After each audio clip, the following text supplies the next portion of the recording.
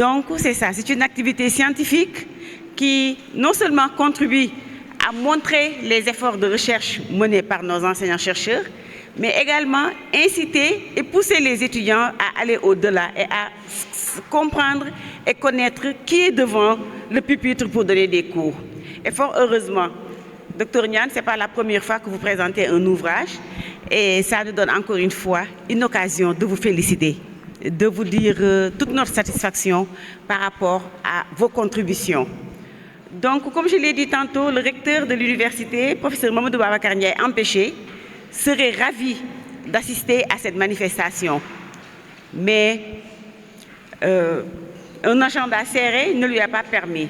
Donc, je suis venue le représenter, mais également me représenter moi-même, parce qu'avec cette UFR, c'est une longue histoire. C'est la première UFR qui a été créée à l'université Iba Der Thiam de Thiès. Et l'UFR Sciences et Technologies est sortie des flancs de cette UFR. Au début, en 2007, c'était 120 étudiants. Et aujourd'hui, c'est fort heureux de constater que c'est une UFR qui tire l'université vers le haut. Donc, monsieur le directeur, je ne saurais garder le micro un peu plus longtemps parce qu'il y a beaucoup à entendre.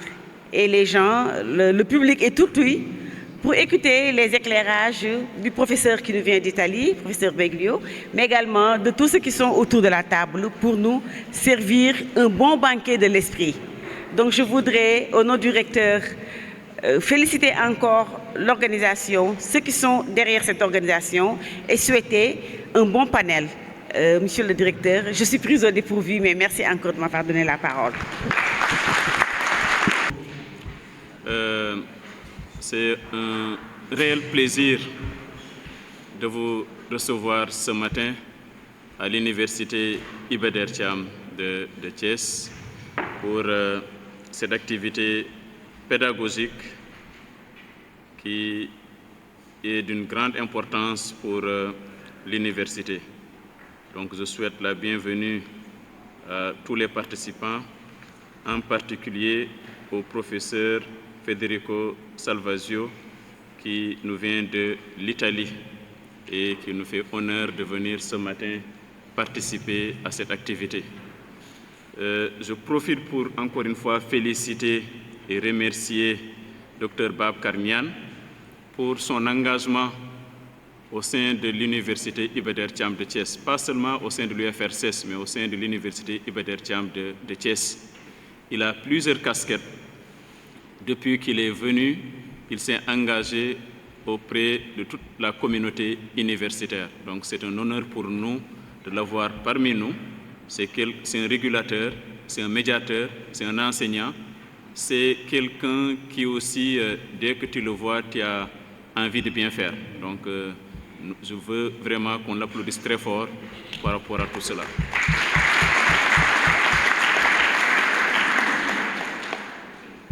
Il participe à la production scientifique et il est très engagé aussi sur tous les aspects, comme je viens de le dire. Donc l'ouvrage est intitulé « L'influence de l'enseignement arabo-islamique sur les langues nationales au Sénégal, l'exemple du Wolof ». Depuis le début, moi, on m'a donné l'exemplaire qui est toujours à côté de mon bureau pour regarder régulièrement. Et on apprend beaucoup de cet ouvrage. Donc je conseille à tout le monde de faire l'effort d'acheter aussi l'ouvrage. C'est une manière d'encourager celui qui a écrit. Tout à l'heure, il va expliquer un peu le contenu. Il sera suivi de discussions sous forme de panel avec les collègues que je remercie, tous engagés, tous, que ce soit Dr Pape Alunso, Dr Biran Sarr, M. Ousmane Sanoho, Dr Mohamedou Bamba Diop, Dr Mam Alembay, Dr Oumar Ndiaye, Dr Amadou Malalsi et l'ensemble des collègues, Dr Edouard Diouf, l'ensemble des collègues du département sont tous très engagés pour le bon fonctionnement de l'UFR. Et je ne peux pas oublier, bien sûr, le professeur Ousmane Gueye et M. Seydou Dia, tous engagés aussi pour le bon fonctionnement, ainsi que le Dr Adjamé Mounania, qui était ici très engagé aussi au service de l'UFR Sciences économiques et sociales et au service de l'université Iba Der Thiam de Thiès. Je ne vais pas être long, je vais plutôt laisser la parole à Dr Babacar Niane pour nous présenter brièvement son ouvrage. Je profite pour saluer ses amis qui sont dans la salle, sa famille, ses parents, ses étudiants aussi, et tous ceux qui, de près ou de loin, sont liés au Dr Babacar Niane. Nous vous souhaitons tous la bienvenue au niveau de l'Université Iba Der Thiam de Thiès. Dr Babacar Niane, donc, je vais redonner peut-être d'abord la parole à Madame la modératrice, qui m'a mis un peu au chômage, comme je le dis souvent. Elle le fait très bien. Elle a été même félicitée récemment par le professeur Massamba Gueye, qui était là, qui a vu tout son talent. Donc c'est notre étudiante qu'on félicite et qu'on remercie aussi pour son engagement. Bien sûr, l'amicale, toujours disponible, l'amicale de l'université, l'amicale de l'UFR CES, toujours disponible pour nous accompagner. Et bien sûr aussi nos amis qui sont là pour la communication, pour la presse, et qui nous aident aussi à diffuser ce que nous faisons à chaque fois au niveau des réseaux sociaux, notamment la directrice de la communication, Madame Touti Diop, qu'on remercie infiniment. Donc je ne veux pas être long. أعوذ بالله السميع العليم من الشيطان الرجيم بسم الله الرحمن الرحيم الحمد لله رب العالمين ولا حول ولا قوة إلا بالله العلي العظيم والصلاة والسلام على أشرف الخلق سيدنا ونبينا محمد وعلى آله وصحبه أجمعين. Ceci étant dit, nous saisissons vraiment cette opportunité pour saluer, pour souhaiter la bienvenue à toute l'assistance. Pour saluer, suis-je obligé de dire Assalamu alaikum wa rahmatullah, ou bien je me permettais juste de dire bonjour? L'un et l'autre. Je vous salue de tout cœur. Une salutation qui me vient du cœur pour vous dire Assalamu alaikum wa rahmatullahi ta'ala wa barakatuh. Après ces salutations, je remercie tout le monde, et à commencer par le directeur, pour dire je vais remercier d'abord la famille professionnelle. En parlant de la famille professionnelle, nous avons les pairs, sans exception, du département et ceux des autres départements. Des PAPS, sans exception, à commencer de CSA jusqu'à... Donc, pour dire tout le monde est remercié ici dans cette assistance. Mais je remercie donc, hormis les pairs, les PAPS, je remercie les étudiants. Les étudiantes et les étudiants sont remerciés de tout cœur. Mais je souhaite la bienvenue également à tout le monde ici présent, à plus forte raison, notre collègue, notre professeur linguiste de formation, mais arabisant de formation, Frédéric Salvaggio, qui nous vient d'Italie. Frédéric, nous vous disons que vous avez parcouru de longues distances pour venir au Sénégal. Et naturellement, c'est difficile. Le prophète dit « Astafar qit'atun min al-azab ». Donc, celui qui fait un voyage, naturellement, donc, a suivi beaucoup d'efforts. Donc, nous souhaitons la bienvenue, M. Frédéric. Je tiens également à remercier spécialement le directeur pour son engagement. Si cet ouvrage arrive, si cet ouvrage est arrivé à terme, c'est parce qu'il nous a assisté du début jusqu'à la fin. Donc pour son édition, vraiment, il a été d'une assistance très importante. Directeur, nous sommes vraiment reconnaissants. Merci. Je suis également obligé de remercier doublement certains collègues. Il s'agit de Dr Papa Aline Sow, il s'agit de Mam Alembay, mais il s'agit de Ousmane Sanoho, qui ont tous participé à l'amélioration de cet ouvrage. Ils sont les premiers à lire le manuscrit de cet ouvrage. Et ils ont apporté beaucoup de corrections, ils ont apporté beaucoup d'améliorations, donc je tiens à les remercier également. Je remercie, hormis cette famille professionnelle, la famille biologique.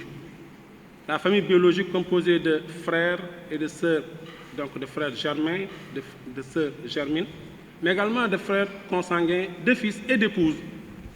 Donc je les remercie donc, du fond de mon cœur. À part cette famille biologique et cette famille professionnelle, je vais juste parler de la question qui m'a été demandée par le directeur, à savoir de présenter cet ouvrage. Pour la présentation de cet ouvrage, je ne voulais pas trop m'immiscer dedans.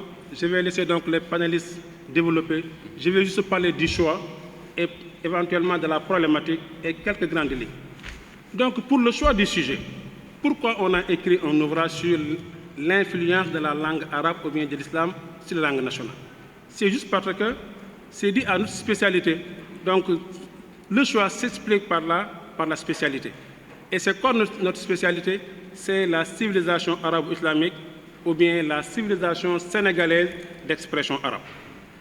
Maintenant, en parlant de la problématique, c'est-à-dire quels sont les sujets, quels sont les questionnements qui ont été posés. Donc, pour traiter un tel sujet, la problématique soulevée tourne autour des questions suivantes. Depuis quand l'islam est entré en Afrique, ou bien au Sénégal plus exactement? Quelles sont les différentes formes d'influence et quelle est l'importance des langues nationales? Voici les 3 questionnements qui nous ont poussés également à réfléchir afin de coucher quelque chose qui servira à la communauté intellectuelle.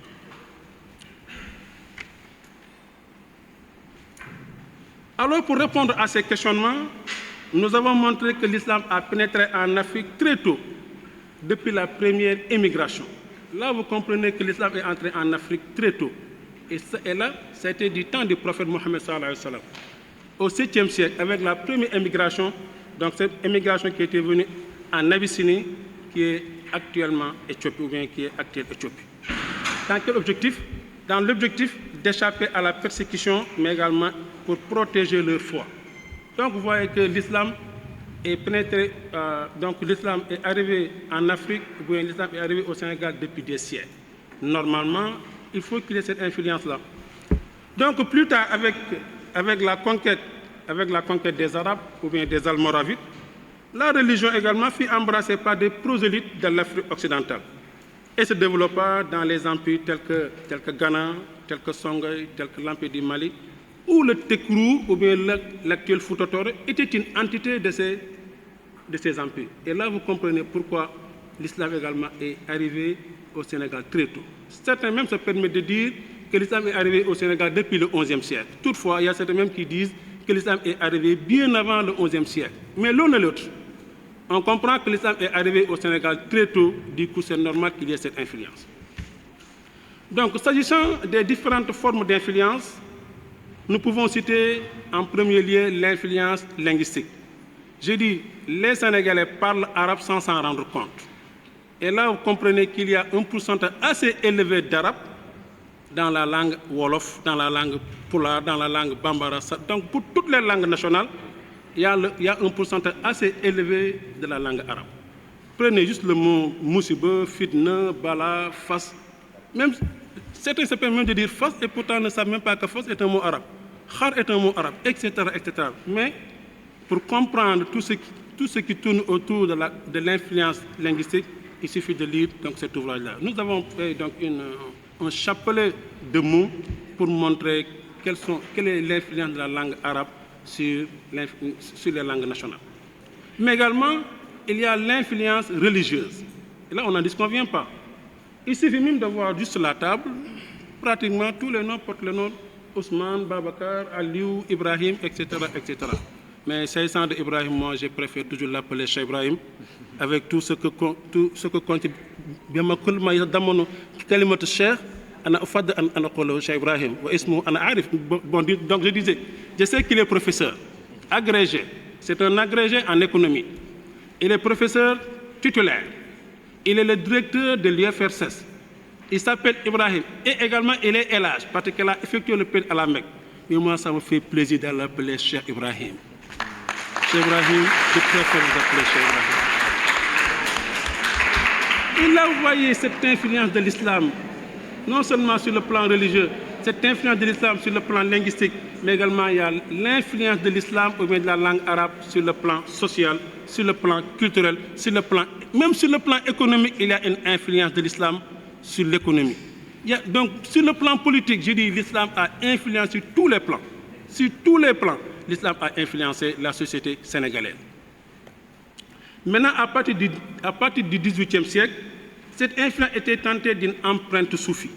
Maintenant, à partir du XVIIIe siècle, cette influence a subi une autre influence, si j'en fais comprendre.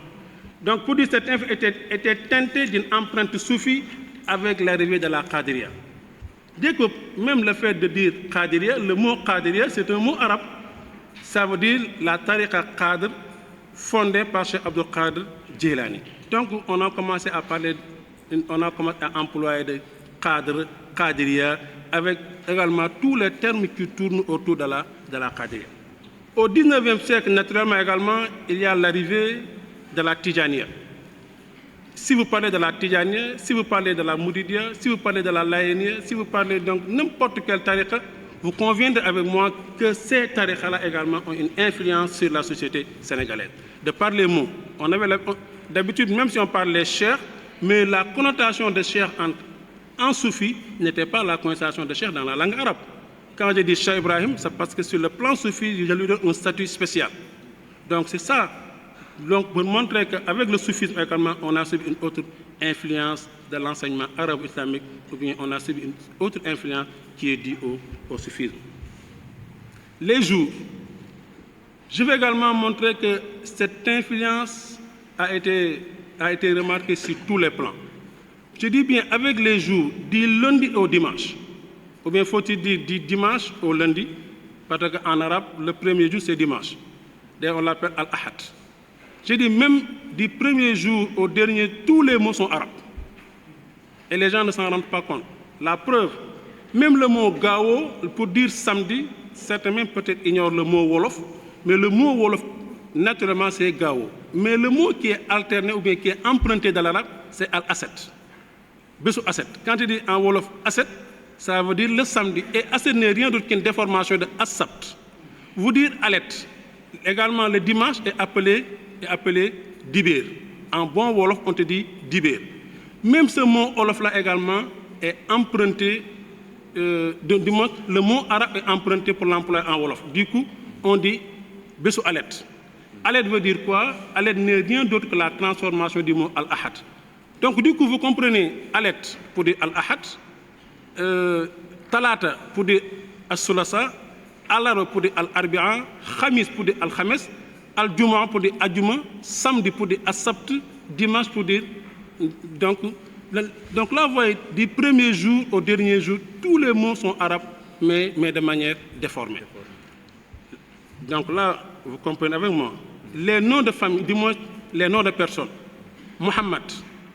Parfois, vous trouvez Mamat, vous trouvez Mor. Surtout ceux qui sont du Saloum, te parleraient de Hamad ou bien Mamat. Là, vous voyez que c'est une déformation de Mohammed. Toutefois, il y a des noms qui sont propres à la localité. Parce que si vous allez au Saloum, exemple, vous trouvez le mot Djimba. Et Djimba n'est rien d'autre que Mohammed. Vous trouvez le mot Doudou ailleurs, à Thiès ou bien ailleurs. Le mot Doudou n'est rien d'autre que Mohammed. Le mot Soda n'est rien d'autre que Mariam. Donc là, vous trouvez le mot Galas n'est rien d'autre que Fallou. Et là, vous trouvez donc cette déformation du mot arabe. Pratiquement tous les mots que nous utilisons en Wolof sont des mots arabes. Je donne toujours l'exemple sur la table. En commençant par Biram. Le mot Biram est un mot arabe qui est déformé. Et le mot initial, c'est Ibrahim. Mais on a tendance à déformer le mot Ibrahim pour dire Biram, Biran, Ibou, etc. Mais le mot initial, c'est Ibrahim. Et pourtant, ce mot également est alterné en Wolof pour dire Seourou. Donc chaque fois que vous entendez une personne qui s'appelle Seourou, comme le Seourou Sen de PIT, son nom réel, c'est Ibrahim. Donc vous parlez de Babacar, donc je vais suivre Mam Ale. Mam Ale, c'est Alun. Donc Ale, Halou, quelle que soit l'appellation, c'est la déformation de Alun. Oui, voilà. Ibrahim, donc on n'en disconvient pas. Donc Ibrahim, que vous parlez d'Ibrahima, que vous parlez de Birama, que vous parlez de Ibou, que vous parlez de Birahim, que vous parlez de Biram, que vous parlez de Biran, peu importe, c'est l'Ibrahim qui est déformé. Pape Alun, donc là je n'en reviens pas. Pape Alun, c'est Alun, heureusement. Ousmane, là-bas c'est Mohammed. Là, vous voyez cette influence de l'islam sur les langues, donc sur la langue wolof, sur les noms, sur le nom de famille, etc., etc. Même les localités. Prenons les localités. Il y a tellement de localités.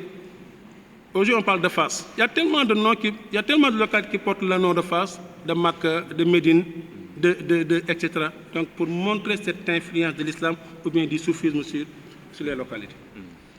Hormis maintenant cette influence, pour dire cette influence a influencé les langues nationales, je dis bien les langues nationales. Mais comme je suis locuteur wolof, je me limiterai juste à ma zone d'intervention, donc à ma langue maternelle, qui est wolof. Mais sachant que même le polar, en parlant de Afami, Afami n'est rien d'autre que le mot arabe Afahimta. As-tu compris? Avec même le pronom interrogatif A, parce qu'en arabe, on a deux sortes de pronoms interrogatifs. Hel peut constituer comme un pronom d'interrogatif, mais également A. Afahimta, as-tu compris? Donc là, vous voyez, nodi, le mot nodi également n'est rien d'autre que le verbe nada qui veut dire appeler. Donc là, pour montrer que cette influence-là est à travers toutes les langues, je dis polar, bambara, séré. En bambara, vous trouvez quelqu'un qui dit salli. Et là, vous voyez que c'est le même verbe arabe qui est à l'impératif. En arabe, pour dire à quelqu'un prie, on te dit salli. Et là, tu vas dans un milieu bambara, dans un milieu sarankolé, c'est le même verbe impératif qui est employé. Là, pour dire que cette influence-là est notée sur toutes les langues, sans exception du Sénégal. Mais nous avons juste limité notre point d'intervention sur la langue wolof. À part ça, je dis, nous allons aborder maintenant l'influence de la langue wolof, en parlant de sa grammaire. On ne peut pas parler d'une langue sans pour autant aborder la grammaire. Et avec les recommandations du directeur qui nous demandait à faire des travaux d'éco-production, nous avons travaillé avec Dr Birame Sarr sur l'importance de la grammaire wolof. On parle le wolof sans pourtant s'en rendre compte qu'il y a de la grammaire. Et également, ça m'a poussé à écrire cet ouvrage. J'ai dit, en France, dès qu'on parle français et on commet une erreur, les gens rigolent. Et pourtant, on commet la même erreur en langue nationale et là, ça laisse indifférent. Pourtant, il y a la grammaire bel et bien en wolof. Les déterminants, nous en avons beaucoup parlé des déterminants. Les articles en arabe, les articles en wolof. Là, nous avons travaillé avec Dr Birame Sarr sur la grammaire. Nous avons également travaillé sur la conjugaison wolof. Qui aurait dû penser qu'il n'y a pas de la voix passive en grammaire wolof? Si, il y a la voix passive en wolof. Il y a la voix active en wolof. Et nous avons traité dans cet ouvrage de la voix active, de la voix passive, des déterminants, etc. Donc beaucoup de points grammaticaux ont été traités dans cet ouvrage-là. Nous avons également travaillé avec Pape Alioune Sow pour montrer l'enrichissement de la langue arabe aux langues nationales. Comment la langue arabe a enrichi nos langues nationales. Et si la langue arabe a enrichi la langue nationale, les langues nationales j'ose également dire que la langue arabe a enrichi également le français. Et là, je vais donner juste un exemple. En parlant de la Tabaski maintenant qui profile à l'horizon, peut-être dans 10 jours ou bien moins d'une quinzaine de jours, les Arabes disent Al-Eid al-Kabir. Mais ce mot Eid al-Kabir est francisé en disant quoi? L'Eid al-Kabir. L'Eid al-Kabir n'est rien d'autre qu'une déformation de Al-Eid al-Kabir. Et ce même mot pour dire la Korité, on dit l'Eid al-Fitr. L'Eid al-Fitr également n'est rien d'autre qu'Al-Eid al-Fitr. En parlant de Raïs, le mot Raïs, le Raïs est dit en français, mais le mot est initialement arabe, parce qu'on dit Ar-Raïsou qui veut dire le président. Il y a tellement de mots français, il y a tellement de mots arabes qu'on trouve dans le français, qui oserait penser également que le mot tarif est un mot arabe. En français, on parle de tarif, le coût. Le mot tarif est un mot arabe, at-ta'rifat. Non, là, donc, je me limiterai juste à ces 3 points-là, sachant que nous avons développé également avec une panoplie ou bien un chapelet de mots arabes employés donc, dans le français. Là, pour terminer, je vais juste parler de l'importance des langues nationales. J'ai dit donc, nous avons abordé la grammaire, la morphologie, donc la grammaire wolof, sa morphologie, sa phonétique, sa phonologie, ses styles métaphoriques. Mais l'objectif est d'étudier l'avantage de comprendre nos langues nationales pour nous enraciner à nos valeurs traditionnelles. Il faut qu'on comprenne nos langues nationales pour nous enraciner à nos valeurs culturelles et à nos valeurs traditionnelles, telles que Fayda. Le mot Fayda est employé en Wolof et pourtant c'est un mot arabe. Le mot Fulla est employé en Wolof et pourtant là c'est un mot arabe. Le mot Sutura est employé en Wolof et là c'est un mot arabe. Le mot Salam, pour dire, et parfois même avec un pléonasme, pour dire Djamak Salam, ce mot-là est un mot arabe qui est employé en Wolof ou bien peut-être même dans les langues nationales. Là, vous voyez, cette étude permet de faire une simulation à notre département. J'ai l'habitude de dire notre département qui est langue, lettres et sciences humaines est un département d'enracinement, mais également un département d'ouverture. Ce département est composé de deux filières. Il y a la filière LAC, qui est lettres, arts et civilisation. Naturellement, là-bas, on parle de notre culture. Le Wolof est enseigné là-bas. Le Rabbin est enseigné là-bas. La danse, la chorégraphie, et tout ce qui tourne autour de la culture est enseigné dans cette filière. Merci aux responsables de filière, en commençant par le docteur Papalune, qui n'a ménagé aucun effort pour l'évolution de cette filière. Mais également, cette filière est portée ou bien est dirigée par l'acteur responsable de filière, qui est Mme Alemba.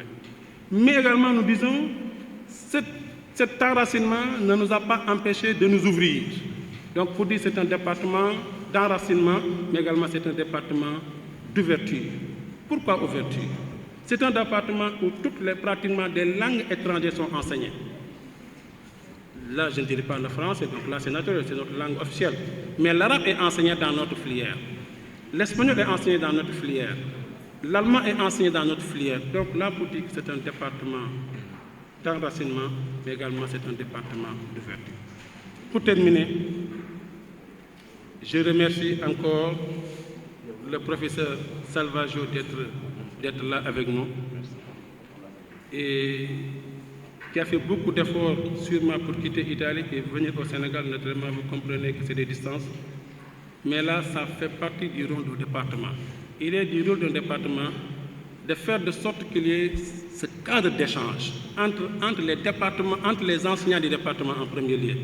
Et je dis bien, Dieu merci, aujourd'hui, pratiquement tous les enseignants du département sont là pour échanger autour d'un sujet bien donné.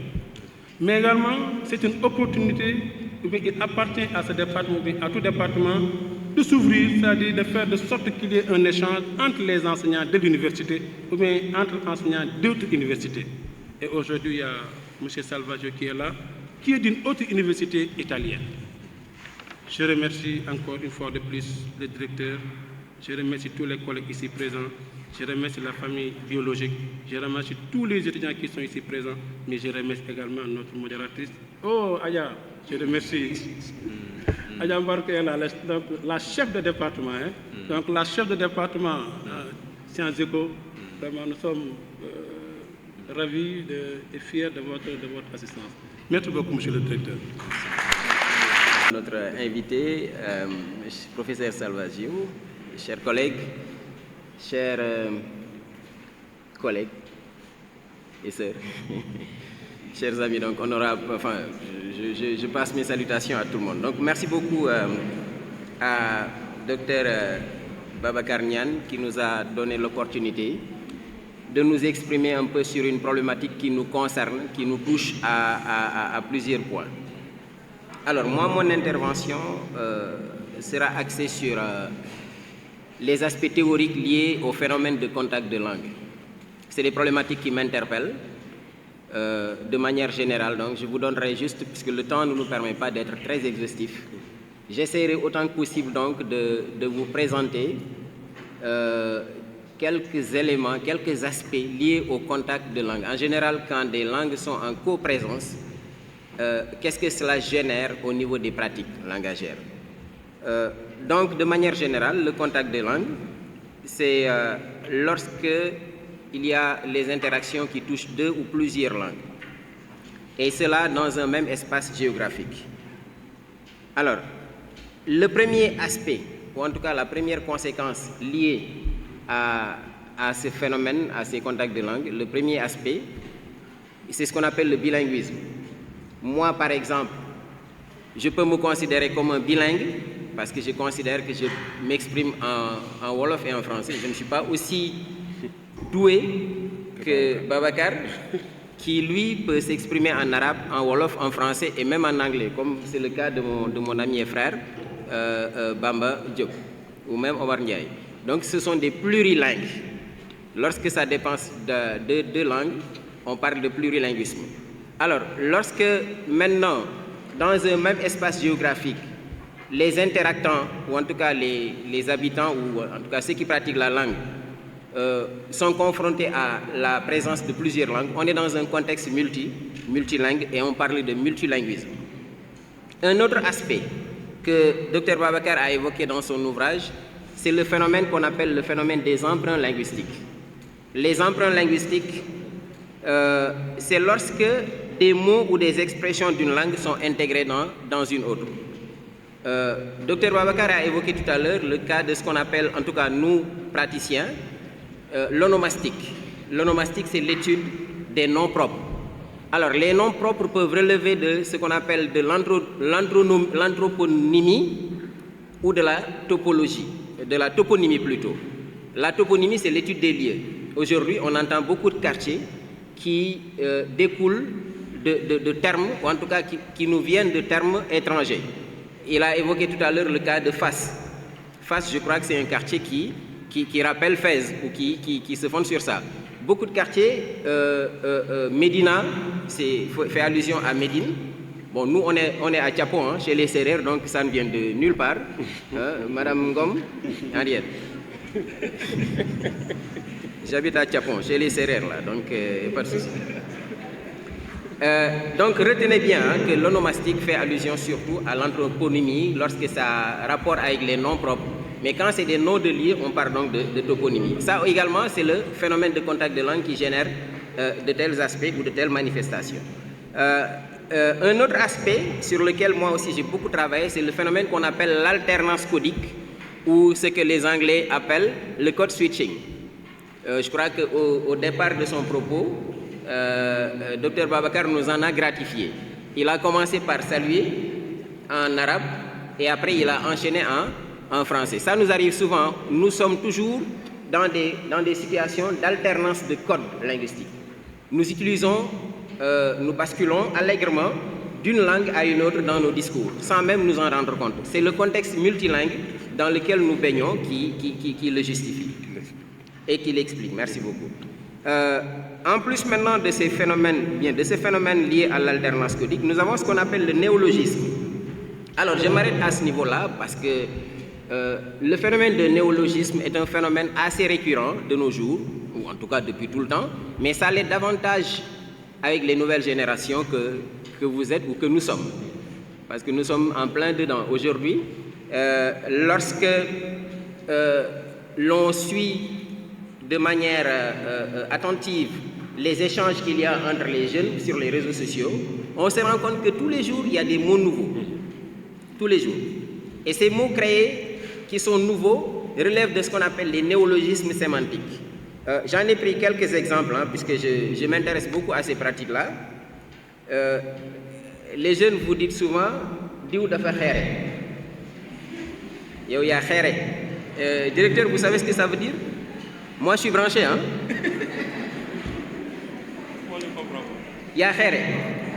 Non, mais événement bi xéré na. Dangu ngeen ko. Voilà, je vous laisse maintenant deviner. Xéré de xér. Xér qui fait allusion au caillou ou à la pierre. Donc ça veut dire quelque chose de solide, quelque chose de sûr, lu wóor la. Ça a plusieurs sens, hein? Ça relève de la polysémie. Mais quoi qu'on puisse dire, cela est du domaine de ce qu'on appelle les néologismes sémantiques. Et il y en a plusieurs. Hein? Il y a ce qu'on appelle également les néologismes. Non, là c'est le néologisme lexical. Le néologisme sémantique, c'est ce qu'on voit.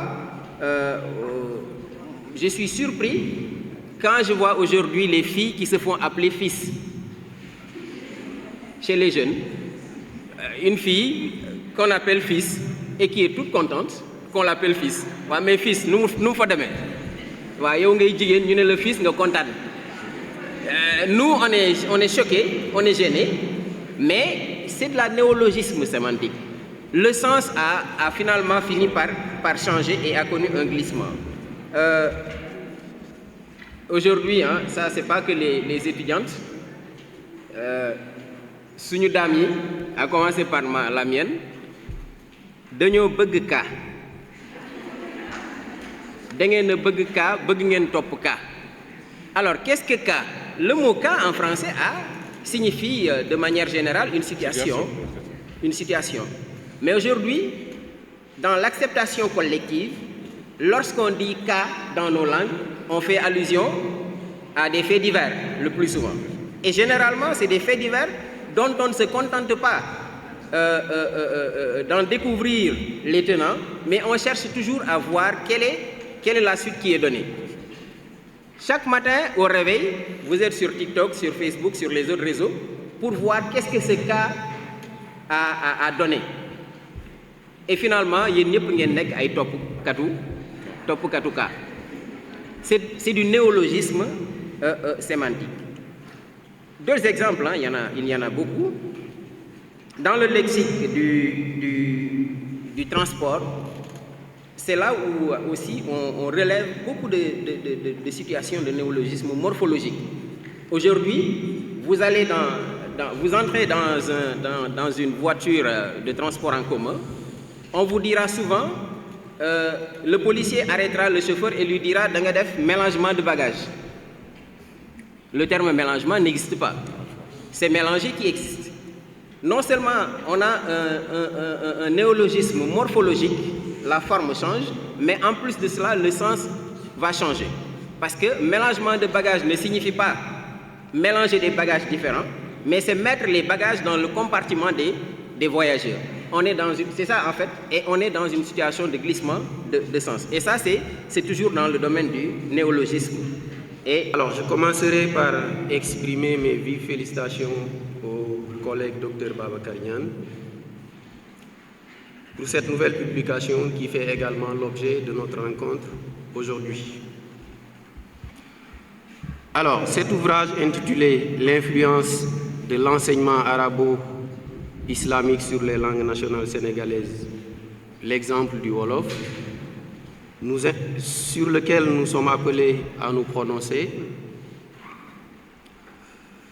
nous intéresse et revêt une importance capitale pour nous qui nous intéressons particulièrement à la traduction entre langue nationale et langue de communication internationale. Alors, la langue Wolof, à l'image de toutes les autres langues sénégalaises, s'est en réalité trouvée et se trouve encore aujourd'hui à la croisée des chemins linguistiques, si je puis ainsi dire. Une langue dans laquelle l'arabe, l'anglais, le portugais ont toutes laissé une empreinte indélébile sur la langue Wolof. Alors, l'influence de l'enseignement arabo-islamique sur les langues nationales sénégalaises est une réalité indéniable. Parce que tout simplement, lorsque vous épousez la culture d'une communauté, vous épousez également la langue de cette communauté. Et peut-être vice-versa. En effet, tout passe par la langue et tout s'exprime à travers la langue.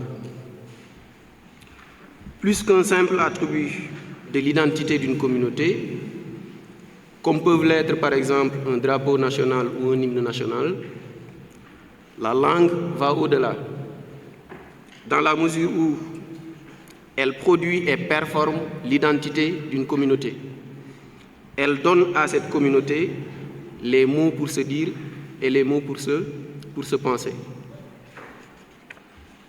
Alors, pour ce qui est de la langue Wolof particulièrement, c'est à l'image de toutes les autres langues nationales. À ses débuts, c'était une langue qui était écrite avec ce que l'on appelle l'arabe, ou disons plutôt l'adjami.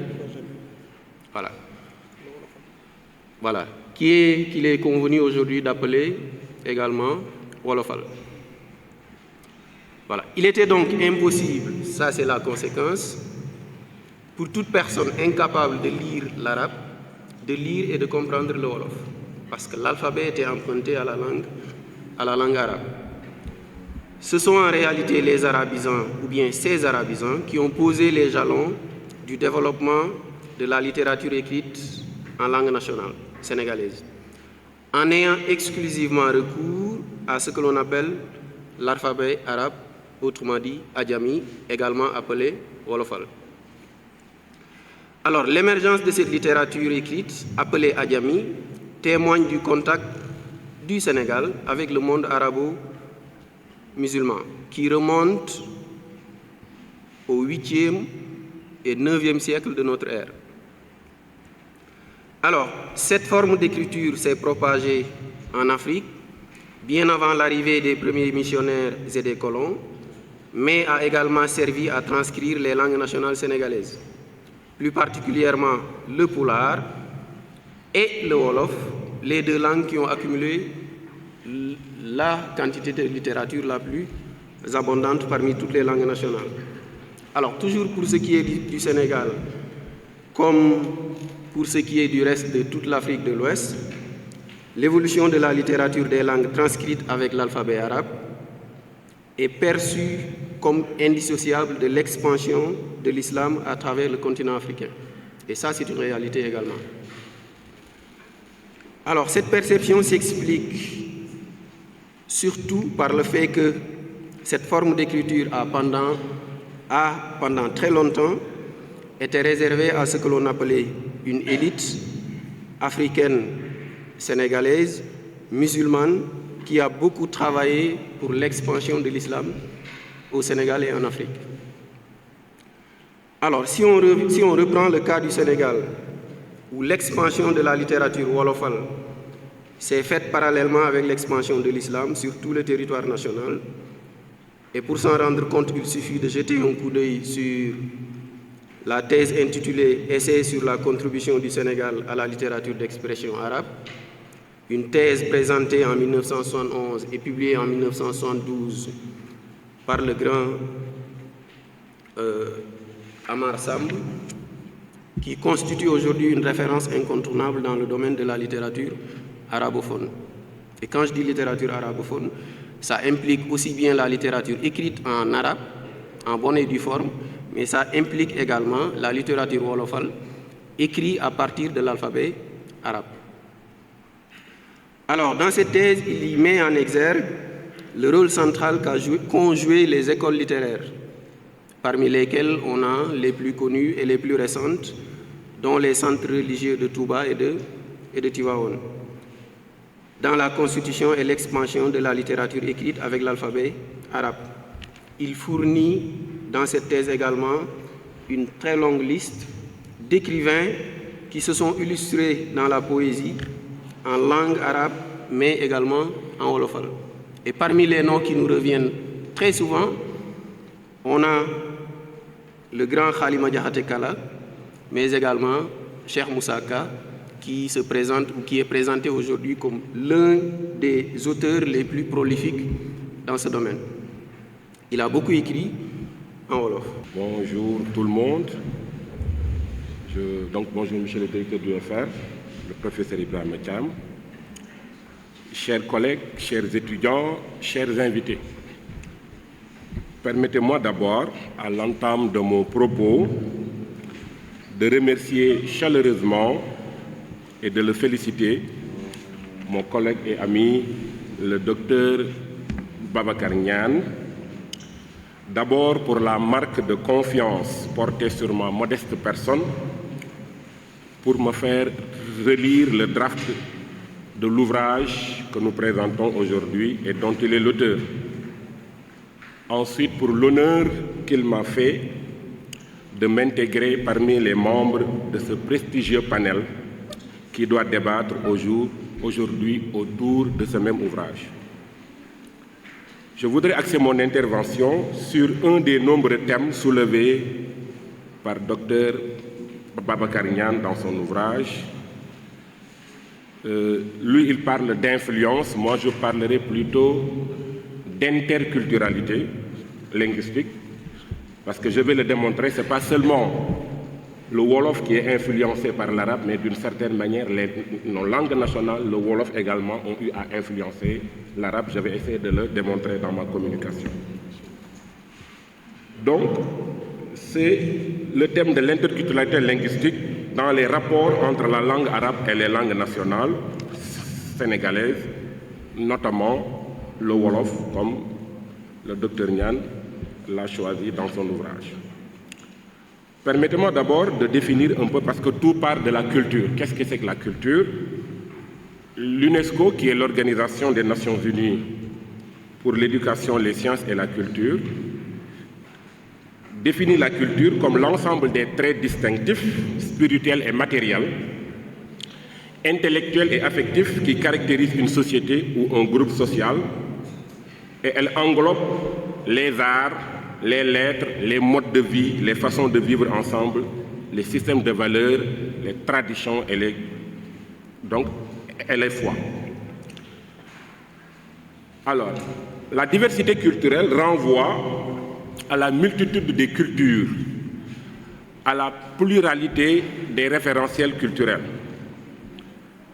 La diversité culturelle, c'est non seulement la diversité des imaginaires, des représentations et expressions sociales, du rapport humain au monde, mais c'est aussi la diversité des domaines socio-économiques, professionnels, religieux, générationnels, etc.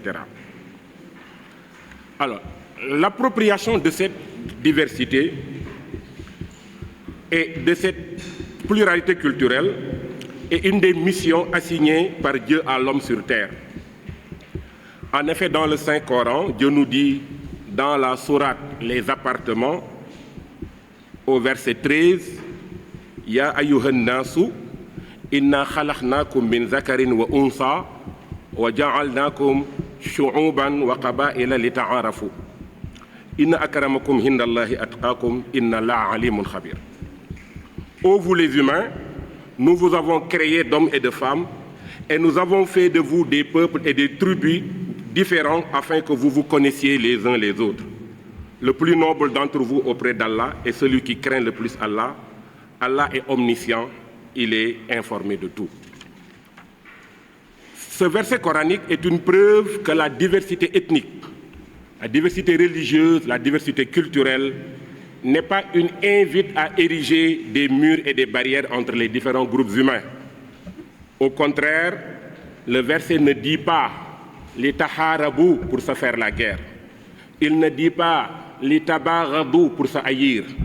Il ne dit pas « li tahasadu » pour être envieux les uns envers les autres.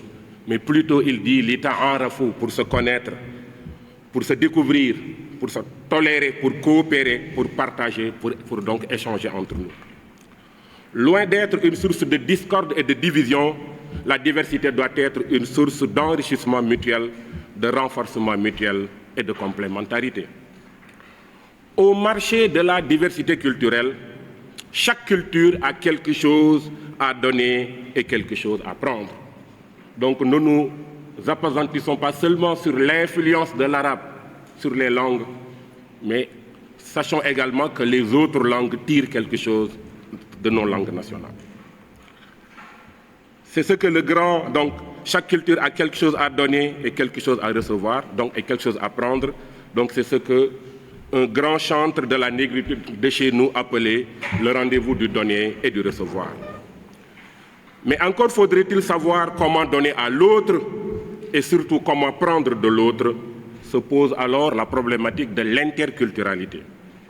En effet, la diversité culturelle ne fait pas spontanément interculturalité. Autrement dit, il ne suffit pas de se côtoyer pour se parler, pour se connaître, se comprendre, se reconnaître des points communs au-delà des différences, avoir des projets communs et faire des choses ensemble. L'interculturel suppose l'échange entre les différentes cultures, l'articulation, les connexions, les enrichissements mutuels, mais aussi le contact effectif des différentes cultures, et tout individu appartenant à une culture trouve dans le cadre de l'interculturalité un complément à sa propre culture. Par conséquent, l'interculturalité repose sur le principe fondamental, et c'est important, que toutes les cultures sont égales en dignité et que sur le plan éthique, elles doivent être traitées comme telles dans le respect mutuel.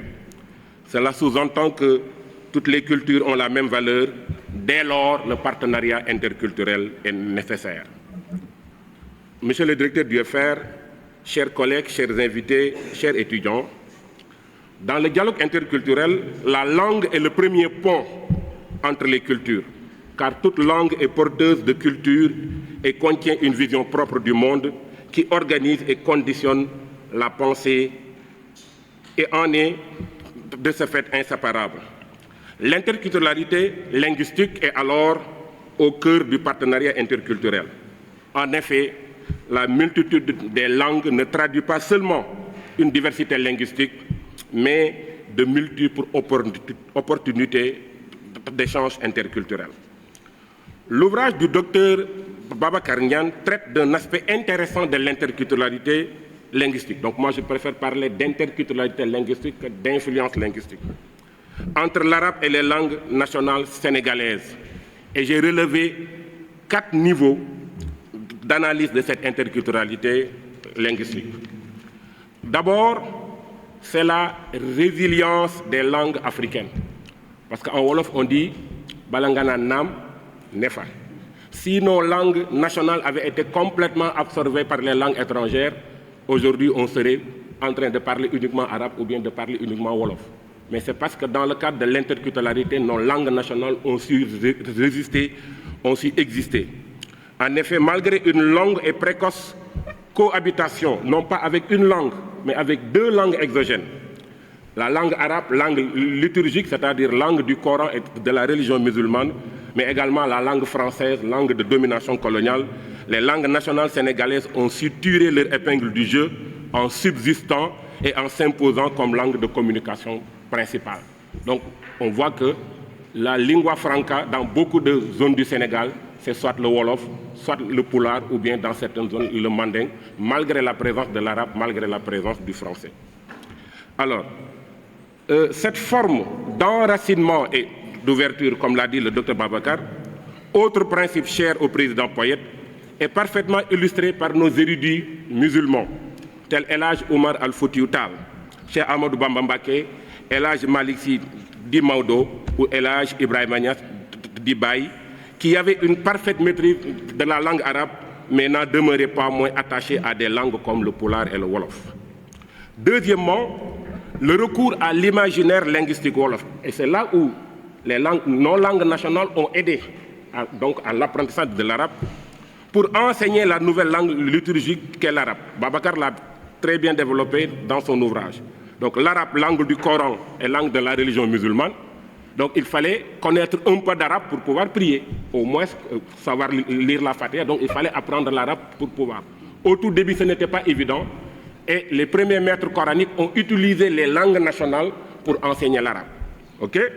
Un des nombreux exemples donnés, dans son ouvrage « L'influence de l'enseignement arabo-islamique dans les langues nationales du Sénégal », l'exemple du Wolof, est la différenciation entre les sons « se » en arabe et « che ».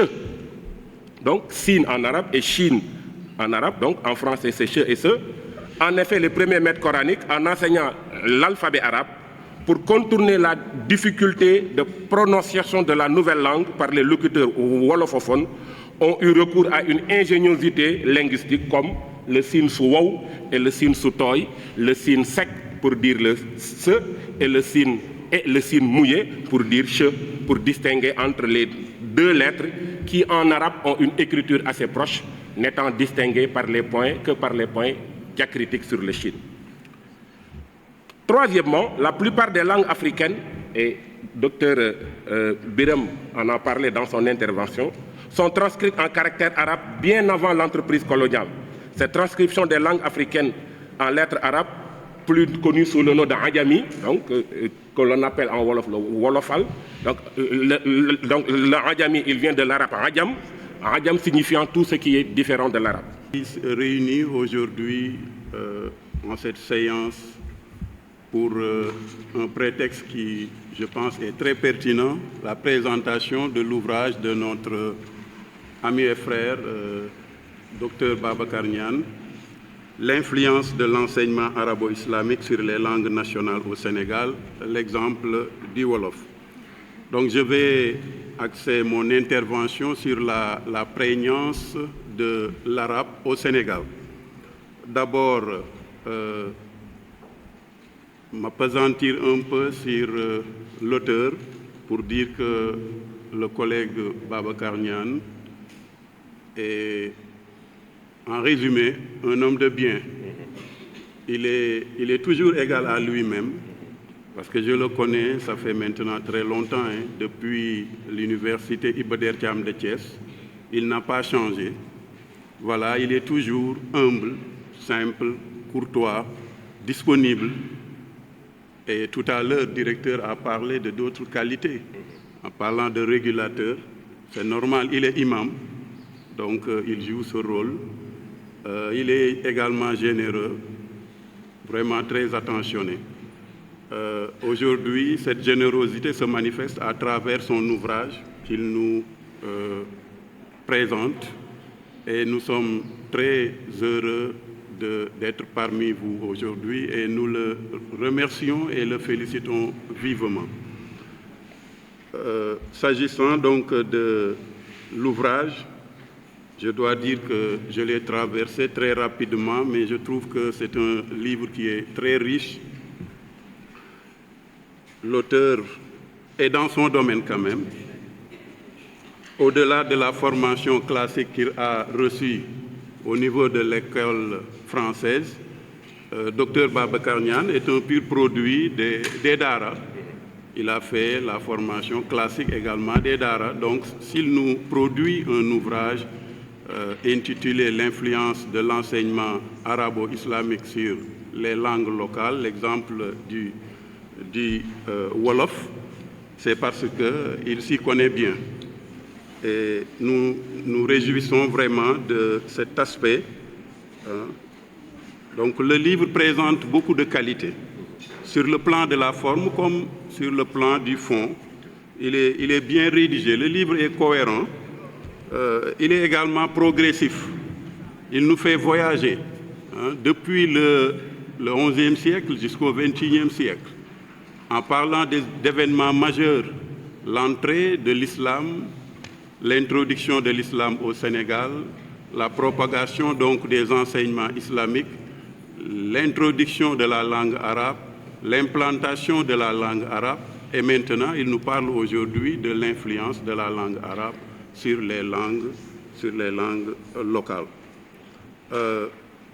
La méthodologie dégage une certaine fluidité parce que le raisonnement de l'auteur est facile à suivre et également le fil conducteur. Quand on lit l'ouvrage, on découvre beaucoup de choses.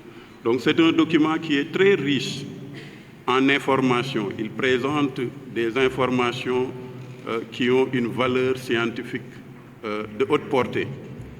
Les collègues ont donc recommandé à ceux qui n'ont pas encore pu acquérir cet ouvrage de le faire et d'en profiter.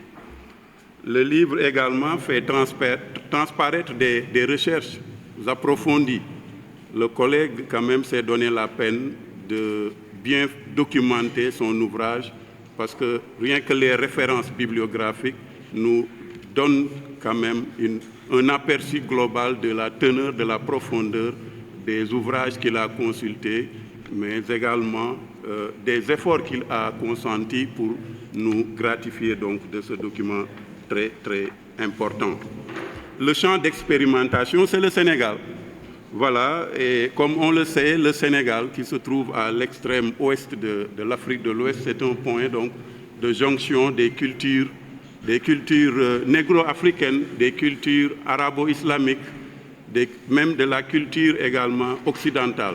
C'est cette particularité-là qui fait que le Sénégal a été donc dans une prédisposition de recevoir les enseignements islamiques, mais également la langue arabe. Qui dit enseignement islamique parle de Coran. On connaît très bien la place du Coran dans ce pays, mais également la relation intime et étroite entre le Coran et le musulman, le croyant. Donc, à travers le Coran, on va passer par l'exégèse coranique, on va passer également par les règles de la psalmodie du Coran, Tajwidul Qur'an al-Karim. Donc, vous voyez, pour maîtriser ces domaines de connaissances-là, il faut passer nécessairement par les langues locales, et notamment le Wolof. C'est ce qui fait que le Wolof a été un moyen qui était utilisé depuis très longtemps pour permettre un accès à ces connaissances-là qui étaient ésotériques, qui nous venaient d'ailleurs. En plus du Coran, il y a également la tradition prophétique, n'est-ce pas, les recueils des traditions du prophète, des hadiths du prophète, sallallahu alayhi wa sallam, mais également il y a la biographie du prophète, As-Sira an-Nabawiyya. C'est pour vous dire que tous ces domaines de connaissances ont pu être vulgarisés grâce aux langues locales. Et maintenant, en jouant ce rôle d'interface, les langues ont subi l'influence de l'arabe. Et contrairement donc à mon ami et frère qui préfère l'interculturalité, moi, je vois en tant qu'arabisant l'influence très nette de l'arabe sur le Wolof. Ce livre est d'une portée et d'une richesse inestimables. J'ai eu le privilège de faire partie de ces rares personnes qui l'ont relu avant de soumettre le livre à l'éditeur. Donc je suis bien placé pour vous assurer qu'il s'agit d'un livre bien documenté, bien illustré. La méthodologie a été bien élaborée. Les données scientifiques aussi sont très claires et facilement vérifiables. En dehors de ce livre, Dr Babacar Niane et moi avons travaillé sur d'autres projets. La dernière fois, c'était dans le cadre d'un article. On a travaillé à 2 reprises dans la publication, dans la rédaction et la publication d'articles. Et ces articles-là tournaient autour de cette thématique, l'influence de l'enseignement arabo-islamique au Sénégal, l'exemple du Wolof. Parallèlement, j'ai travaillé aussi sur l'agiographie. L'agiographie, c'est la vie des saints, dimension mystique et esprit djihadiste de Thierno Souleymane Baal. Quel héritage pour la postérité. J'ai travaillé aussi sur un autre article, Évolution, révolution et subversion du discours des marabouts au Sénégal, de la monarchie à nos jours. Ce sont des recherches qui nous fournissent un point de départ pour comprendre effectivement la problématique du contact des langues. Il faut le dire, l'emprunt est un phénomène linguistique qui découle du contact des langues. Et dans mes recherches, j'ai pu découvrir qu'il existe des faits linguistiques et des faits extra-linguistiques qui favorisent l'emprunt. Mais en ce qui me concerne, je vais me limiter uniquement sur les faits extra-linguistiques parce que Dr Sow et Dr Sarr, qui sont des linguistes, en ont parlé de façon suffisante. Dr Pape Aline Sow a été encadré par son homonyme Pape Aline Ndaw, qui est un spécialiste en la matière. Donc si vous tapez son nom sur Google, vous verrez. Donc dans ce panel, je vais essayer de montrer comment la langue Wolof emprunte des mots à l'arabe et de quelle manière elle les adapte à son système linguistique. Tout d'abord, l'utilisation de mots d'emprunt est un aspect intéressant qui enrichit la langue Wolof. Le Wolof et l'arabe n'ont pas de parenté historique ni de parenté géographique. Le Wolof est une langue ouest-atlantique. L'arabe est une langue sémitique. Elles n'ont pas de parenté historique ni de parenté géographique. Mais quand même, la rencontre des langues et des cultures n'a jamais été le fruit du hasard. Pour le cas du Sénégal, la rencontre de ces langues est le fruit de l'invasion arabo-musulmane au Sénégal au XIe siècle. Donc, Babacar Niane l'a dit, les arabo-musulmans ont pénétré le Sénégal au XIe siècle avec les Almourabitoun, les Almouravides. Ces Almouravides ont trouvé un prétexte pour pénétrer l'intérieur du pays afin de trouver plus de convertis. Donc ils ont pris le commerce comme prétexte. C'est le commerce qui a été leur prétexte pour pénétrer l'intérieur du pays afin d'islamiser, comme le fait pendant la colonisation les Français, civiliser les Noirs. Ils ont islamisé les Sénégalais. Donc la première localité à être islamisée, c'est le Fouta. On connaît Thierno Souleymane Baal, on connaît Abdelkader Khan. Il y a aussi le Bundu, Malik Sy de Bundu. Ce n'est pas El Haj Malik Sy, c'est Malik Sy de Bundu, c'est l'ancien de El Haj Malik Sy. On connaît Maba Diakhouba du RIP. On connaît Khali Amar Fall. Khali Amar Fall qui a créé la première université du Sénégal en 1603. C'est l'université de Pire. Donc l'université de Pire a été créée en 1603. Donc cette approche me permet de balayer d'un revers de main les préjugés qui ont été falsifiés ou bien qui ont été formatés à l'endroit des Africains. Comme Hegel qui disait en 1831, l'Afrique n'a pas de civilisation, parce que la civilisation commence quand l'homme se met à écrire et que les Africains ne connaissaient pas l'écriture avant l'arrivée des Blancs. C'est faux. Donc dire ça, c'est accepter ces idées, c'est accréditer la théorie de la table rase qui disait que l'Afrique, la civilisation commence avec l'écriture. Et nous savons tous qu'à partir depuis le XIe siècle, les Sénégalais ont commencé à écrire. Biram Sarr l'a dit. Les arabo-musulmans qui ont pénétré le Sénégal ont inspiré des idées aux Sénégalais. Ces marabouts échangeaient entre eux des missives, des lettres. Ces lettres étaient écrites en Wolof avec des caractères arabes, qu'on appelle Ajami, qu'on appelle Wolofal. Pour le cas du Fouta, je ne peux pas parler de Wolofal, mais je pourrais peut-être parler de Poularal, parce que ce sont des Poulards. Mais en ce qui concerne le milieu Wolof, c'est ce qu'on appelle le Poulard. Donc, le Wolof, le locuteur Wolof, est comme, avant tout, permettez-moi de remercier notre invité qui a accepté de faire des milliers de kilomètres pour venir partager avec nous les résultats de sa recherche. Je lui dis Ahlan wa sahlan wa marhaban bika ya fadil al-oustaz fi hazihi jamihati Iba Der Thiam. Donc je crois que le Wolof, le locuteur Wolof est comme un enfant qui apprend à parler sa langue maternelle. Le Wolof ne prend même pas la peine de prononcer correctement. Le Wolof ne respecte pas la prosodie. La prosodie à l'écrit, c'est la ponctuation, c'est l'articulation, c'est la prononciation. Le Wolof ne respecte pas ça. Ce qui l'intéresse, c'est de parler, c'est de déformer. Et le Wolof, non seulement il ne respecte pas la langue d'emprunt, mais le Wolof est une langue d'accaparement. C'est-à-dire qu'il prend tout pour son compte. Même dans la famille, quand nous parlons sama yaay, sama papa, wuyil sama papa, on ne dit jamais wuyil sunu papa. Le Wolof ne dit jamais wuyil sunu yaay, wuyil sama papa, wuyil sama yaay. Donc c'est une langue égoïste. Et l'emprunt, le Wolof n'a pas seulement emprunté de l'arabe à l'arabe, il a aussi emprunté aux Français, aux Anglais, aux Espagnols. Je remercie monsieur le directeur, le professeur Ibrahim Thiam, qui a accepté ma proposition de venir faire ma première visite au Sénégal. Ça m'a aussi donné la possibilité d'être là pour la première fois. Et je voulais dire que j'espère que ça ne sera pas la dernière et qu'on peut d'ici commencer à penser des collaborations entre notre université. Et je vous remercie beaucoup d'être resté juste à maintenant.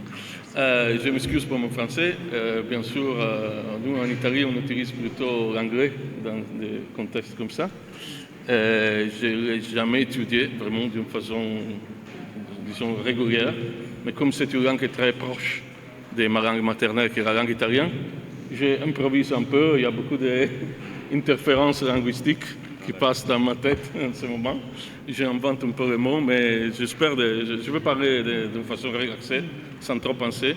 Et je dois me mettre aussi entre les enfants ici. Et je dois dire que j'ai appris déjà beaucoup. Et c'est pour ça, vraiment, ce que j'avais à l'esprit quand j'ai contacté le professeur Babakarian. J'avais vu son livre, je l'avais acheté tout de suite. Et je l'avais contacté, c'était pendant le Ramadan, il m'avait répondu immédiatement. Et je lui avais demandé que je voulais venir au Sénégal pour parler de son livre, pour parler de cette situation du multilinguisme au Sénégal, de l'erreur de l'arabe, tout ça. Et j'ai déjà trouvé, avec mes collègues panélistes, les réponses que j'ai cherchées. J'ai appris vraiment beaucoup. Alors, vraiment, moi, je suis satisfait. Maintenant, je vais essayer de dire quelque chose. J'ai préparé une très longue présentation, mais je vais couper un peu. Alors, on peut partir. Si. Toujours la technologie, c'est un peu... Voilà. Alors, bien sûr, on parle des contacts linguistiques, mais aussi c'est un contact culturel. C'est toujours difficile de faire la différence entre ce qui est linguistique et ce qui est culturel.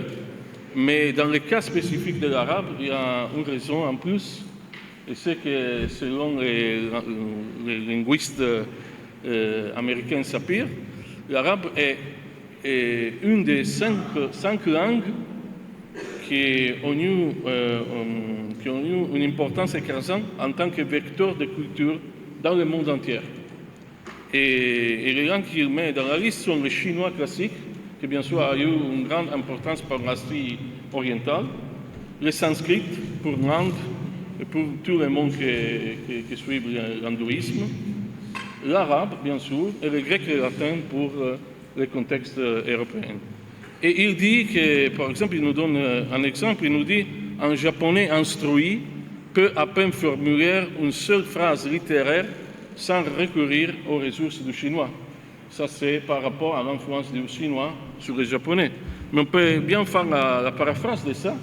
Et on peut dire qu'un locuteur instruit aurait difficilement la capacité de formuler une seule phrase littéraire en persan, en ourdou, en pashto, en azéri, en swahili, les langues du monde musulman, sans recourir aux ressources arabes. On va voir des exemples pour ça. Il faut dire que l'influence de l'arabe, c'est tout d'abord, il y a aussi une influence orale, bien sûr, ça dépend, on va voir, mais c'est surtout une influence culturelle et lettrée qui vient par le haut, vient par l'influence livresque, vient par des livres. Et il ne s'agit seulement pas de quantité, mais il s'agit de qualité. Ce sont des termes clés, des mots clés qui touchent les domaines religieux, spirituels, le philosophique, l'éthique, le juridique, le scientifique, l'artistique. Moi, dans mes recherches, je me suis plutôt concentré dans les langues de l'Asie et de l'Europe, bien sûr, mais j'ai trouvé, en lisant les livres de notre collègue, comme vous voyez, j'ai pris pas mal de notes, et j'ai trouvé que ça sont aussi les domaines qui sont touchés dans la langue wolof et dans toutes les langues. Mais on va voir un exemple. Alors, si on fait la comparaison entre les traductions, bien sûr, c'est pris dans du site des Nations Unies. Alors, quant à la graphie, je l'ai pris comme je l'ai trouvé. Et si on fait la comparaison entre les traductions d'un texte qui n'est pas religieux, on peut dire qu'il est laïque, qui est la Déclaration universelle des droits de l'homme, on trouve que tous les mots que j'ai mis en orange, dans la langue des musulmans, sont traduits par des termes qui sont arabes et qui viennent souvent du Coran directement. Vous allez voir, voilà, le persan, par exemple, c'est une langue iranienne, indo-européenne. Comme on a dit avant que l'arabe a influencé les langues atlantiques et comme ça. Les langues qui ont été influencées par l'arabe sont plus ou moins toutes des langues qui ne sont pas sémitiques. Ce sont des différentes familles. Là, c'est les persans. Bien sûr, le persan s'écrit en écriture arabe. Vous voyez des mots que vous connaissez déjà, tamam, afrad, bashar, hukuk, aql, wijdan, ruh. Voilà, pashto, c'est aussi une langue. Regardez combien il y a d'oranges. Il y a beaucoup d'oranges là. On peut. Voilà. Et kurmanji, c'est kurde, c'est du kurde. Là aussi, on a beaucoup de mots. Il y a shu'ur pour dire la conscience. Il y a dhihniya pour dire l'esprit. Il y a waqar pour dire la dignité. Là, c'est Urdu, en langue indo-arienne. Aussi, ici, parfois, j'ai fait un expériment avec mes étudiants d'arabe qui ne connaissent pas Urdu ou qui ne connaissent pas Azeri.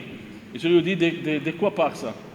Ils comprennent le sujet, bien sûr, ils ne comprennent pas on dit quoi exactement, mais on peut comprendre, parce que si on regarde Tamam, Insan, Hukuk, Aïdza, Itibar, Dormir, Akl, Suluk, on comprend. Il y a quelque chose qui parle de la dignité de l'homme, de l'insan et tout ça.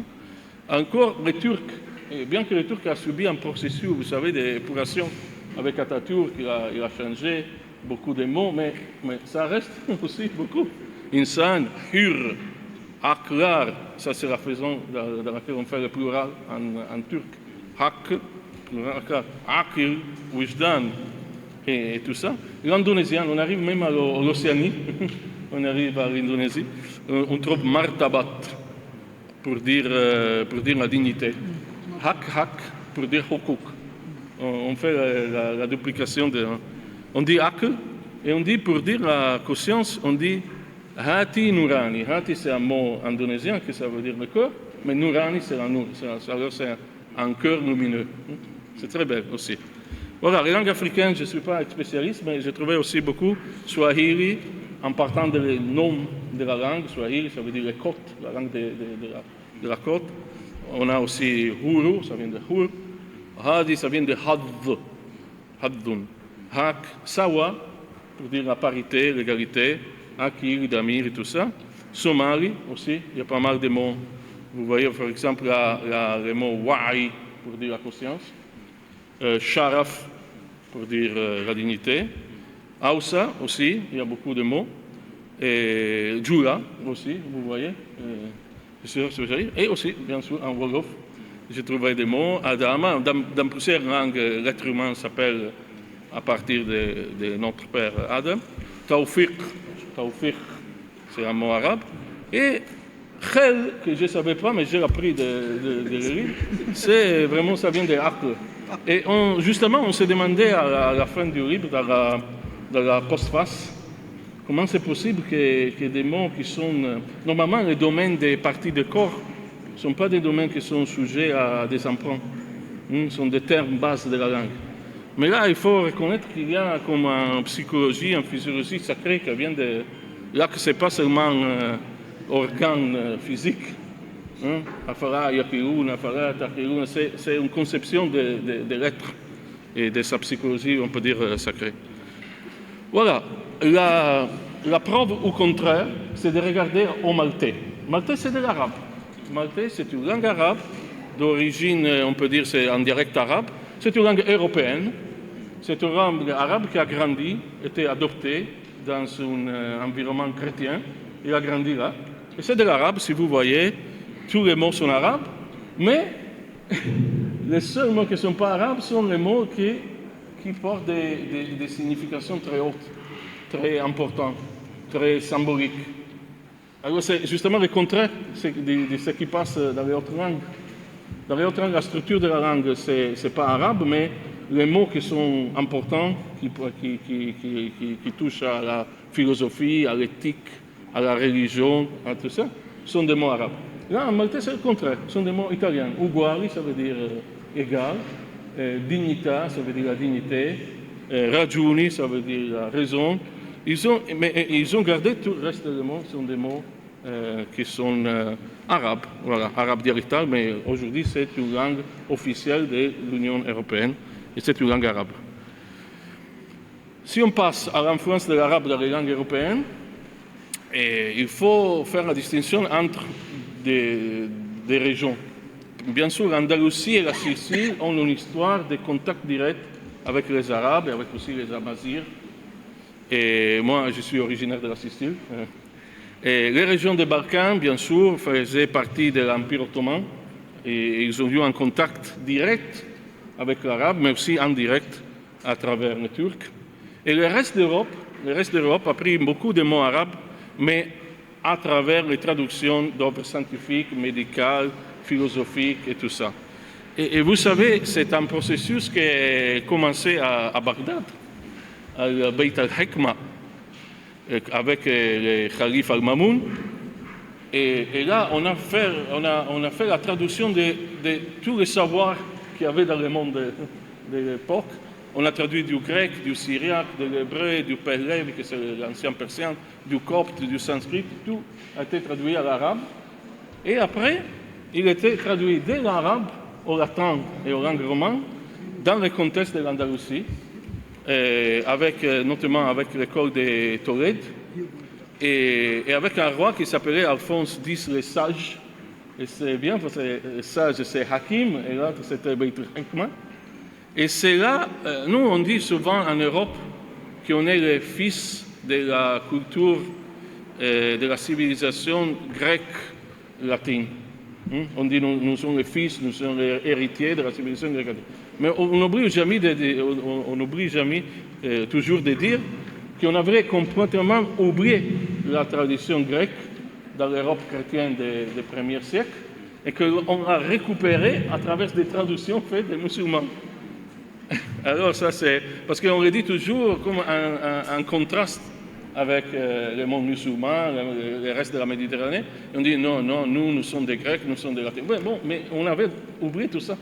On l'a récupéré grâce à ce mélange culturel très, très, très intéressant. Voilà des termes scientifiques qui sont dans presque toutes les langues d'Europe. Et là, j'ai mis l'italien et le français, algèbre, zéro, chiffre, il y a beaucoup. Alcool, et tout ça, algorithme, algorithme et tout ça. Et il y a aussi des mots qui sont entrés dans les langues européennes à travers des relations avec l'Empire ottoman. On peut noter les passages parce qu'il y a un intermédiaire. Comme on arrive à vizir du mot wazir, non, ce n'est pas direct, c'est à travers la médiation du turc vezir. Comme on dit en italien muezzin, mais muezzin vient de l'arabe muaddin. Comment le passage c'est intermédiaire à travers. On dit aussi harem, on fait toujours beaucoup de discours sur l'harem, ça vient de harim, à travers les Turcs. Aussi le café est très populaire en Italie. Café, ça vient de qahwa, mais qahwa et café, il y a un peu de différence, mais à travers les café, un peu comme on n'a pas de H en italien, café, c'est facile. Après ça, je parlais de l'Andalousie et de la Sicile, où il y a aussi pas mal de mots qui sont utilisés dans le langage commun. Des mots usuels. Par exemple, pour dire mukhadda, l'oreiller, on dit almohada. Pour dire aceite, c'est min azeit. Azeitoun, aceituna. Ce sont des mots qu'on utilise parce que là, il y a eu un contact direct. Et aussi, le maire d'une ville s'appelle en espagnol alcalde. Ça vient de alcalde. Là, c'est ma île, la Sicile. On utilise par exemple le mot miskino. Si vous voyez quelqu'un dans la rue qui a des problèmes, qui tombe, tout le monde dit miskino. Et c'est intéressant parce qu'en italien, il y a aussi meschino. Mais meschino en italien, c'est méchant. Chez nous, non. Chez nous, meschino, c'est les pauvres meschino. Voilà. Aussi la toponymie, on a parlé de toponymie avant. Là, la toponymie arabe, c'est l'île de Sicile, sud de l'Italie. Alors, nous, on a beaucoup de villages dans les montagnes qui commencent avec le mot Djibil, Jabal, Djibil Manna. Beaucoup de villages dans les montagnes commencent comme ça, Djibil Manna, Djibil Rossa, il y en a plusieurs. Il y a des villages qui ont un château, une fortification, ça vient de Qal'atu, et on l'appelle Caltanissetta, Caltavutur, on y a beaucoup. Et aussi des villes sur la mer qui commencent par le mot Marsa, c'est le port. Marsala, Marzamé, mais il y a beaucoup ça. Alors, même dans la toponymie de l'île, il y a beaucoup. Mais on peut venir à l'importance symbolique. On a vu qu'il y a, là, sur les langues des musulmans du monde, c'est une carte, il y a des langues, comme vous voyez, en Europe, en Asie, en Afrique. On peut venir sur le sujet de est-ce que ces populations musulmanes ont une perception d'avoir un patrimoine lexical commun. Est-ce qu'ils se sentent partie d'une famille linguistique pour avoir... Alors, il y a pas mal de professeurs qui ont réfléchi sur ça, et des musulmans, des non-musulmans, qui ont réfléchi sur la signification à donner à cet patrimoine commun. Et par exemple, il y a Louis Gardet qui nous parle d'arabisation spirituelle qu'il faut comprendre d'un point de vue qui n'est pas ethnique. Alors, il nous dit, on voit le sens de cette arabisation spirituelle que nous avons signalée en toute islamisation et n'a point de portée ethnique. Une langue comme véhicule de la pensée et son expression est formatrice de mentalité, bien plus déterminante qu'une ethnie. Et voilà. Et il nous parle de quelque chose qui est très intéressant, que c'est l'unité dans la diversité. L'unité dans la diversité.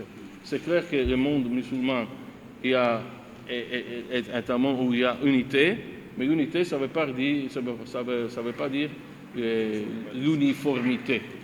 On peut avoir unité sans avoir uniformité. On peut avoir wahdatou pour kathrati.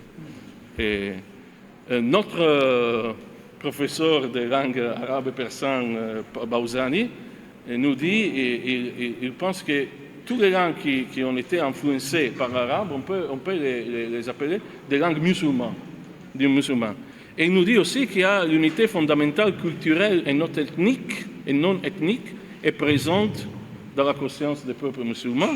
Là sont deux chrétiens. Et après, il y a le philosophe malais, Naguib Alatas, qui nous dit que c'est un vocabulaire très très important, ce vocabulaire commun, parce qu'il est composé de termes qui orientent l'interprétation de la vision islamique de la réalité et de la vérité. Ce sont des termes qui ont leur origine dans le Coran. Et voilà. Et il parle même d'une famille de langues islamiques. Voilà. Mais comment on est arrivé à ça? Comment on est arrivé à toutes ces langues islamiques? Comment on est arrivé à ça? Anne-Marie Schimmel nous dit que, par exemple, par rapport à l'Asie, au XIIIe et XIVe siècle, la civilisation islamique atteint des régions reculées, des zones antérieures, dont les habitants ne connaissaient ni l'arabe ni le persan. Le persan était déjà un moyen très important d'islamisation et utilisait seulement des variétés vernaculaires et souvent uniquement orales. Alors là, les prédicateurs islamiques étaient des soufis et adoptent les langues locales vulgaires pour transmettre des compositions avec des enseignements musulmans qui sont très souvent des chants à caractère mystique. Et c'est là qu'on parle de vernacularisation de l'islam. Et ce que c'est intéressant, même par rapport au livre de notre collègue, est que dans plusieurs, souvent, sont même les prédicateurs soufis qui ont élaboré l'alphabet basé sur l'arabe pour écrire pour la première fois ces langues, comme on a écouté le cas du Wolofal ou de l'Adjami et tout ça. Là, un intéressant parallèle avec l'Italie, parce que la première composition en italien s'est faite dans un saint, François d'Assise, qui a fait une composition mystique, qui chante la louange à Dieu. Il s'appelle Cantique des Créatures, et chante la louange à Dieu, et on sait bien que cette saint chrétien est allé à la rencontre du sultan Malik Kamil, là c'est en Égypte. Et alors, l'influence, ce n'est pas seulement sur la langue, mais aussi sur les pratiques langagières. Comme la civilisation islamique est une civilisation de l'écriture, de kitab, partout elle arrive et favorise partout elle arrive la pratique de l'écriture. C'est très intéressant. La civilisation islamique a encouragé par tout le monde la naissance de la littérature vulgaire. Et a eu une contribution qui est souvent oubliée à la world literature, à la littérature du monde. Il faut savoir ça. Mais pourquoi? Alors là, c'est notre collègue qui nous parlait justement du cadre coranique qui a permis ça. Dans le Coran, il y a une vision positive, providentielle de la diversité linguistique. Il y a la valorisation de toutes les langues. il n'y a pas de préjugés négatifs. Mais pourquoi je dis ça? Parce que dans la tradition chrétienne, on a les récits bibliques de Babel, où Dieu, où la diversité est punie. Et Dieu va punir l'arrogance des hommes en créant la diversité entre les langues. Alors il y a pas mal des intellectuels qui nous disent que ça a eu une influence négative sur la perception des langues vulgaires en Europe. Et par contraire, la vision qu'on peut appeler la théologie du multilinguisme dans le monde musulman a favorisé beaucoup. Et voilà, ça sont des versets qui ils ont été déjà cités, où le Coran parle d'Ikhtilaf al-Sinatikum, al-Wanikum, on parle de Shu'ub wa Kawaï, comme on a déjà dit. Et c'est intéressant parce que le Coran nous dit que لَقَدْ بَعَثْنَا فِي كُلِّ أُمَّةٍ رَسُولًا. Chaque communauté a eu son messager. Et ouais, mais وَمَا أَرْسَلْنَا مِنْ رَسُولٍ إِلَّا بِلِسَانٍ قَوْمِهِ. Et chaque messager arrivait avec sa langue. C'est ça qui nous donne un peu le cadre épistémologique. Et on peut dire, bon, mais dans le Coran, on parle seulement de 25 prophètes. Oui, mais il y a des hadiths qui parlent que les prophètes sont 120 000 prophètes, Anbiya, et 314 messagers, Rusul. Et bien sûr, le Coran même nous dit qu'il nous a raconté l'histoire d'un groupe de prophètes, mais pas tout. لقد أرسلنا رسلا من قبلك منهم من قصصنا عليك ومنهم من نقصص عليك. Alors il y a un chercheur toujours de l'Indonésie qui nous dit potentiellement chaque langue humaine a pu être à un moment de l'histoire des sélecuteurs le véhicule du message de Dieu. Alors voilà, on ne sait jamais. Parce qu'avec un nombre assez étonnant de prophètes, on ne sait jamais. Voilà. Et on sait que, par exemple, dans l'Andalousie c'est un cas vraiment particulier parce que dans des compositions qui s'appelaient Muashahat, la part finale, le vers final qui s'appelait Kharaja, incluait souvent des langues romanes, l'espagnol, pour se comprendre, et aussi des dialectes vulgaires arabes. Même Ibn Khaldoun nous dit dans sa Muqaddima que la langue dialectale arabe de l'Andalousie avait sa balar. Normalement, balar, c'est un terme qu'on utilise pour la fusqa. Mais il nous dit وَالتَّعْسَى فِي لِلْبَلَارَةِ مَجَالٌ بِحَسْبِ لُغَاتِهِمْ الْمُسْتَعْجِمَةِ يعني عجمي, conditionné par les volants. Voilà. Et bon, même Ibn Arabi,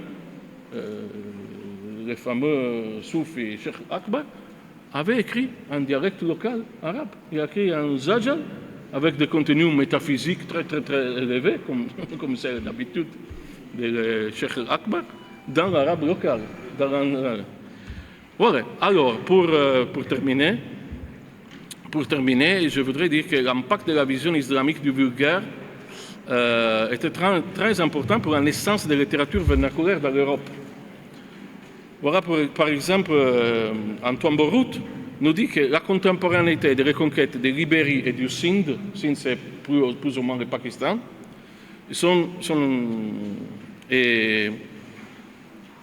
a créé les conditions préalables à la vernacularisation aussi bien de l'Europe et de l'Inde, puisque pour la première fois, le choix de penser et d'écrire localement commençait à avoir plus de sens que celui d'écrire et de penser globalement.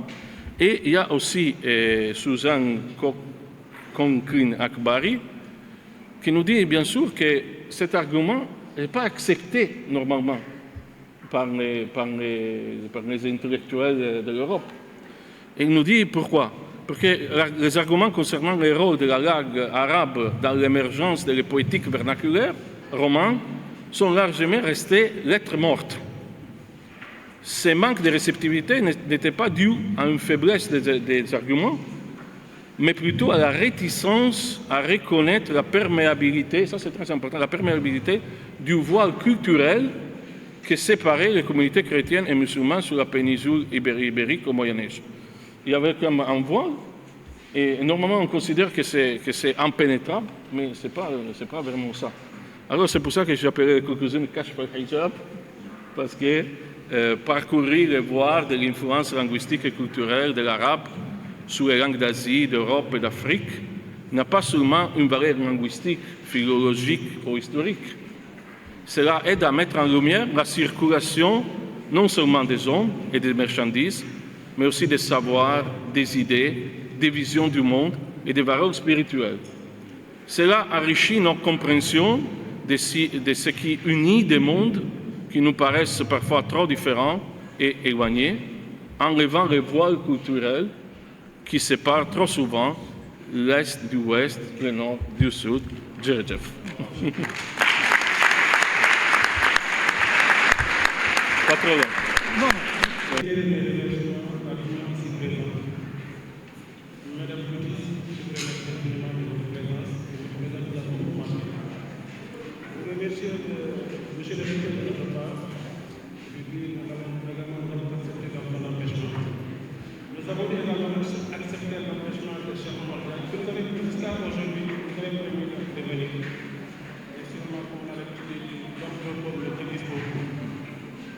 J'en profite également pour remercier tous les panélistes qui ont apporté une nouvelle touche à mon ouvrage, qui ont permis d'améliorer le travail et qui ont permis également d'ouvrir de nouvelles perspectives pour les collaborations futures. Je remercie infiniment le professeur Frédéric Salvaggio, comme je l'ai dit au début de mon propos. C'est en parcourant des kilomètres et des kilomètres pour arriver au Sénégal. Donc là, ce n'était pas facile. C'est la première fois. Et pour la première fois. Et puis, et Dieu merci, c'est de par cet ouvrage que nous nous sommes connus. Nous de cet ouvrage, sûrement on allait vivre jusqu'à la fin de notre vie, sans pourtant se connaître. Donc nous encourageons également les étudiants des collèges à produire pour une connaissance mutuelle. Également, cet ouvrage a permis aux professeurs de visiter l'université de Thiès. Nous avons également cet ouvrage, le professeur n'allait pas venir à Thiès. Donc, mais votre présence nous a beaucoup marqué et votre prestation a été d'une importance très capitale. Machallah, je réitère également mes remerciements à mes étudiants. Moi, je pense que c'est des étudiants à moi. Quand je les vois, je dis mes étudiants. Et qu'ils soient du département de la Lèche, département de Mont, département de Sciences et tout, c'est mes étudiants. Même si je m'appartiens au département de la Lèche, mais ce sont mes étudiants à moi. Merci infiniment, chers étudiants. Merci infiniment à la famille biologique. Je répète.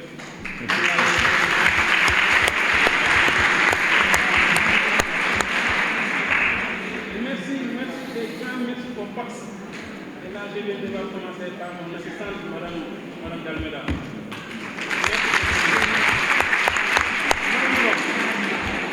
Madame Gom, toujours égale à elle, serviable, très serviable. Madame Thier, l'assistante directrice, tout ce que vous voyez ici, c'est elle. C'est elle qui est venue avec les droits, c'est elle qui est venue avec les codes, c'est elle. Donc c'est elle qui a tout préparé. Je remercie infiniment Babacar Diop, qui a été le maire. Babacar Diop a été du début jusqu'à la fin. Je remercie le président de l'AMICAL et les étudiants et les membres de l'AMICAL des étudiants de Thiès. Et en particulier Ali Sow, Lalla Sow, la modératrice, qui a l'habitude de faire son travail comme ce soir. Madame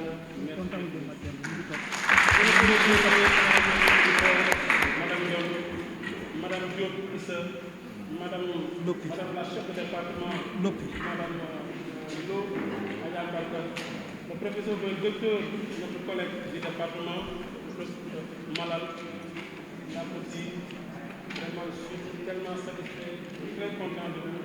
Je ne fais que, comme je ne peux pas faire autant, comme je ne peux pas vous payer, je pourrais au moins demander au bon Dieu de vous payer.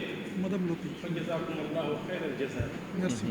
جزاكم الله خير الجزاء. وشكرا يا استاذ فادي. انا اشكرك جزيل الشكر. بما جئت الى هذه الجامعه نحن مسؤولون جدا. وكما قلت لك انفا وهذا المدير انا استاذ بالاقتصاد. ولكن إنسان طيب جدا إنسان هو يريد دائما أن يساعدنا في عملنا إذا نحن نشكره ونسميه شيخ إبراهيم والسلام عليكم ورحمة الله.